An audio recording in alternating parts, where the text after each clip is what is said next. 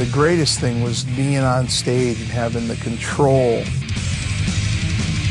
the awe of being worshipped, and having folks just really look at you and say, wow, you know, I want to be that.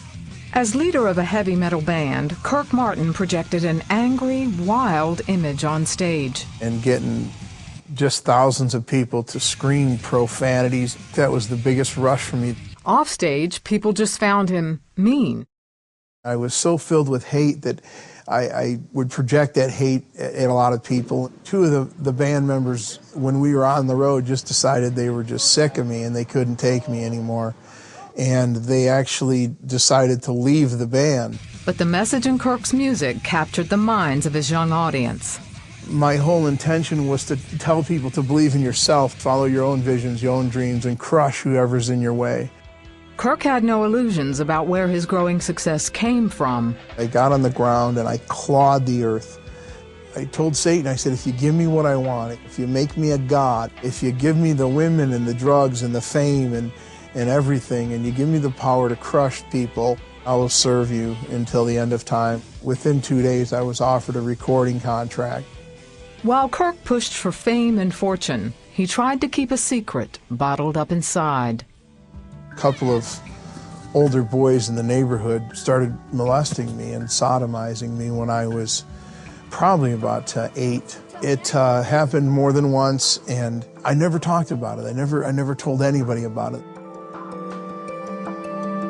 Later, taking advantage of women sexually became part of Kirk's heavy metal lifestyle. The worst part about my molestation was the fact that I, in turn, went out and violated others. Then, just as he was about to sign the record deal for which he'd sold his soul, he had an encounter with a mysterious stranger. One morning at about 9 o'clock, I went into a small cafe, and this guy came and sat down right across from me. Out of all the places he could have sat, there were plenty of seats open. And immediately I looked at him with this horrible, mean-looking look on my face, and I said, "What's happening, Dad?"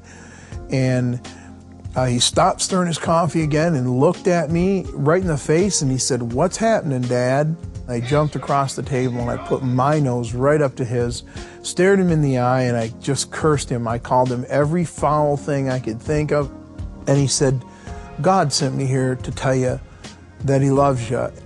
And God wants you to know that he was not responsible for the young men that molested you when you were a young child."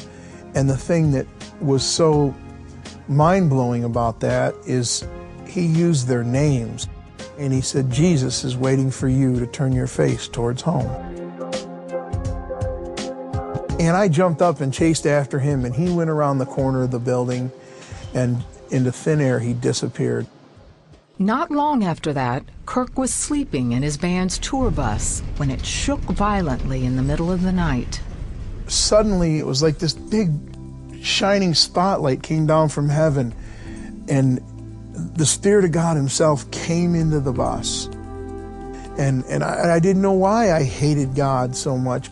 Everything just slipped away, and the only thing I felt was love.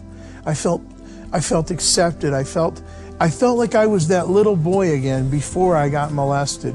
I said, "Jesus, change me or destroy me, because I don't want to be this anymore." I realize now that in the presence of God, sin and hate and ugliness there's no room for it. It has to leave, and all these things began to leave my heart. Kirk cried himself to sleep, and when he woke up the next morning, everything seemed different. The grass was greener, the sky was fluffier, the clouds were beautiful, and I was different. Kirk never signed the contract for the heavy metal record deal. I had everything in my hand, everything I'd ever wanted, just sitting right there, and all of a sudden I didn't want it anymore. And I left everything and never went back. Kirk found a church in his hometown and began to grow as a Christian. A Christian counselor also urged him to seek out the young men who had molested him and forgive them. I did find them. "I don't know if you remember me or not." And I said, "Why did you do this to me?" And then they began to tell me the story of how someone had violated them. The one young boy, how he had found a pornography magazine, and that's what led him to abuse me and then invite the other boy to abuse me. They had given their hearts to Christ. We sat down and we cried and we hugged and we talked about it and we prayed. That's how I got past all that. Over time, he found his musical talent moving in a new direction, writing and performing worship songs. He and his family travel around the country sharing the miracle that changed Kirk's life. My wife is just a treasure.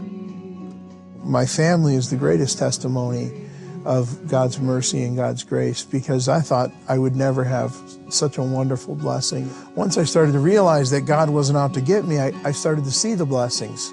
I was addicted to drugs and sex and violence and hatred and used music as a tool to destroy people. And then God turned all that around for His glory.